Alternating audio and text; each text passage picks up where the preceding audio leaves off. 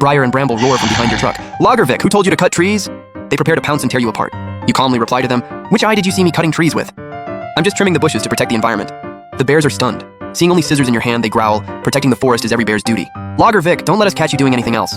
You pat your chest and say, don't worry Briar and Bramble, I definitely won't cut any trees. You smile to yourself. They've been trying to bait you into breaking the rules since dawn, so you're not about to miss this chance. You had already planned your strategy in the truck, pretend to work while avoiding actual logging. It seems you bet correctly. As for the wood count, does Lagervik look like someone who actually cuts trees? Boss Lee is probably used to it by now. Meanwhile, the contestant from South Korea sees the second note and becomes determined to cut trees. He drives frantically into the deep forest for 2 hours, feeling safe enough to start logging. He gets out, grabs his chainsaw, and rushes to the nearest tree. He started the chainsaw, but before he could cut for 2.5 minutes, Briar and Bramble appeared behind him. Briar grinned eerily. Lagervik, we're friends, right? Why are you cutting down trees? This voice terrified Jin Tian-en, who was already on edge, causing him to collapse to the ground. As he realized what was happening and tried to explain, he was instantly taken out by Briar. Ding, the chosen one from Korea has been eliminated. Viewers in the Korean livestream were devastated, shouting in despair, useless Jin Tian-en, you've doomed us all. It's over, everything is over. Meanwhile, after watching you trim the bushes for a while, Bramble yawned and said, Briar, Lagervik isn't really cutting trees. Should we go back and rest? Briar nodded in agreement. But just as they were about to leave, you suddenly called out to them, Briar, Bramble, I have a favor to ask. Briar looked suspicious. What is it? Is this some kind of trick? I want to invite all the animals to a bonfire party to thank you for looking after me all this time.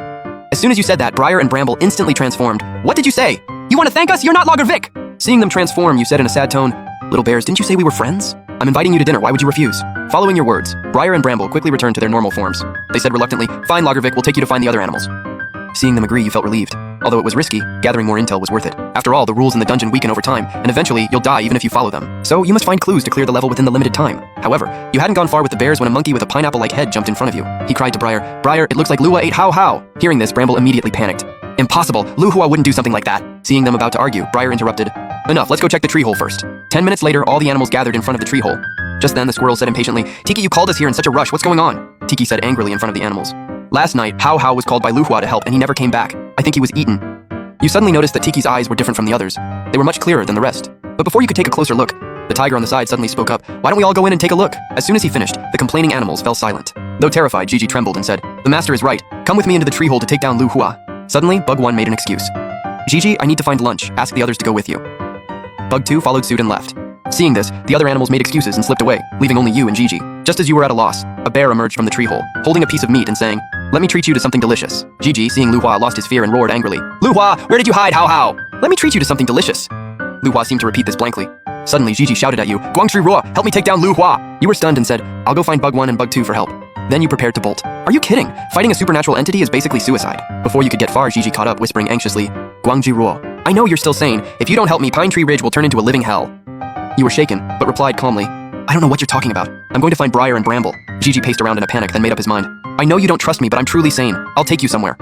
He swung away on a vine. You gritted your teeth and followed. You hadn't broken any rules, so even if it was a trap, you might get intel on how to clear the level. Half an hour later, you reached the edge of the forest, where a wooden sign marked Ranger stood. An old blue uniform lay beneath it. Gigi picked it up and handed it to you, saying, This is the Ranger's uniform. Wear it and you can come out at night. You didn't take it immediately, standing there in deep thought. Gigi grew anxious again, explaining, The chaos in Pine Tree Ridge is all Lu Hua's fault. Defeating him will seal the evil, and everyone can return. A look of terror crossed his face. I can't say more. Something is going to find me. With that, Gigi bolted deep into the forest. Once he was gone, you picked up the uniform and found a note in the pocket. Ranger rules. Rule 1. The ranger's duty is to patrol the forest at night. You are free to move about at night. Rule 2. There are many monsters deep in the woods at night. Don't let anything know what you can see. Rule 3. The uniform proves your identity as a ranger. Always wear it while on duty. Rule 4. You are the only one in Pine Tree Ridge at night. If you see others or animals, it must be a hallucination. Rule 5. If someone calls you while walking at night, never look back.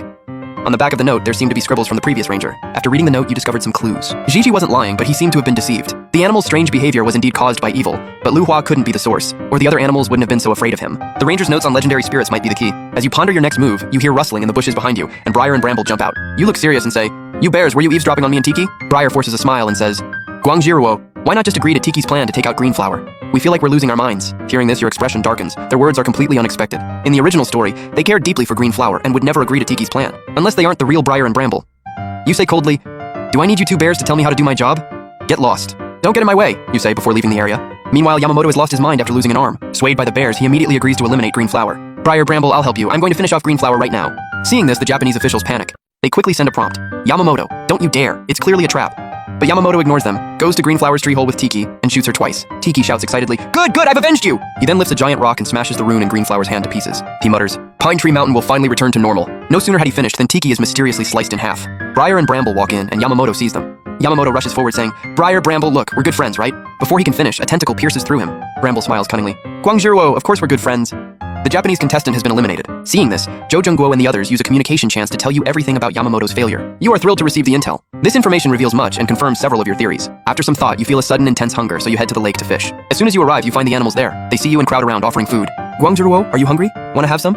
You realize you can't walk away. Their food seems to have a magical pull, instantly triggering your appetite. "It smells so good, I want to eat it. The rules didn't say I couldn't eat animal food, right?" As you reach out to take it, your corruption level starts to rise. 3, 10, 20 points. You sense something is wrong, bite your tongue to snap out of it and wave them off. "I appreciate the offer, but no thanks." "Brother Chang, do you think I'm the type to be greedy for small favors?" This leaves the animal stunned. Zhuangji says with emotion, "Guangzhiruo, you're truly amazing. Boo-hoo, I shouldn't have opposed you before. I never expected you to be so kind." Seeing this, you give a perfunctory reply and walk away quickly, as the temptation of that food is just too strong. Just like that, you run all the way to your car before finally feeling at ease. Your corruption level drops from 20 back to 9. It seems corruption in this dungeon is almost irreversible. Meanwhile, the US contestant Amino sees his corruption hit 39 points after refusing a major request. Famished and looking for food, he sees a group of animals approaching him with offerings. "Guangzhiruo, are you hungry? Want a bite?" The animals say in a seductive tone, urging Aminos to eat up. However, Aminos tenses up the moment he sees them. He knows food from these entities is definitely off limits.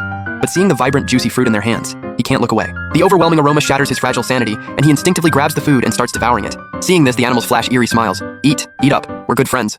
Watching this, US officials frantically try to contact Aminos, but all their messages go unanswered. As Aminos keeps eating, his stomach visibly swells, and his corruption level skyrockets.